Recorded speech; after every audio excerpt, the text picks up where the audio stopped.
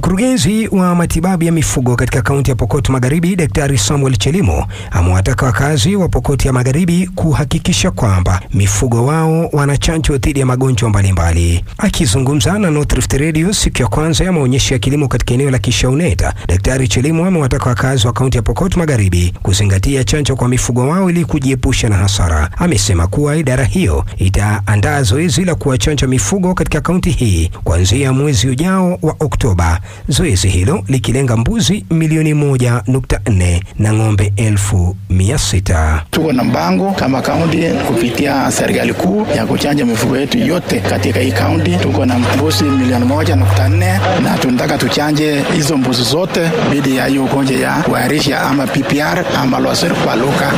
Na hata tutaongezea kwa upande ya ng'ombe, tuko na ugonjwa ile inatusumbua saa zingine, hiyo ugonjwa ya miguu na midomo, na tuko na mpango kuchanja ng'ombe karibu 1,600. So hiyo mpango iko, pengine mwezi wa 10 tutaanza hiyo mpango, na tunaomba wakulima wote wajitoe na walete mifugo yao kwa hiyo mikakati ya kuchanja. Aidha, Chelimo amewarai wafugaji wanaohamahama na kuelekea katika taifa jirani la Uganda kuhakikisha kwamba mifugo wao wanachanjwa kabla na baada ya kutoka katika taifa hilo. Katika hii kaunti yetu ya West Pokot kuna magonjwa ile inatusumbua kwa mifugo yetu. Tukiona kwa ng'ombe hasa upande wa chini, ugonjwa mapafu kwa mifugo, kwa lugha unaitwa ugonjwa ya lokoi. Tunajua kwamba ng'ombe yetu inaenda malisho upande wa Uganda na inahamishwa, na kwa hii harakati ya kuhamisha inapata ugonjwa kwa njia. Hata wakati wanarudi na hizo magonjwa. Tunahimiza kwamba tuhakikisha kwamba tunachanja mifugo yetu kabla ijaenda upande wa Uganda, na hata wakati wanarudi kutoka Uganda ikikuja Kenya tunataka tuchanje ili tupunguze hizi magonjwa. Ugonjwa nyingine ile inasumbua sana upande wa mbuzi na kondoo. So mbuzi tunaona ugonjwa ya mapafu ama lokoi kwa mbuzi, na njia nzuri ni kukinga kupitia chanjo, na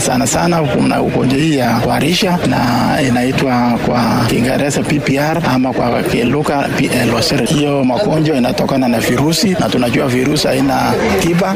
Njia nzuri tu ni kuchanja ili ipate kinga. Chelimo ameweka wazi kwamba serikali pia ina mpango wa kutoa ruzuku inayojulikana kama e-voucher ili kufanikisha zoezi la chanjo hapa jimboni. Tuko na mpango ya kutumia subsidy ama kupunguza bei kupitia mpango inaitwa e-voucher kama hii mbolea, na tutatumia hiyo njia ili tufikie mifugo yetu. Tunajua kwamba maneno ya fedha inaweza kuwa shida, lakini tukikawa serikali inalipa mingi na mkulima alipe kidogo, itakuwa nzuri na itakuwa sawa.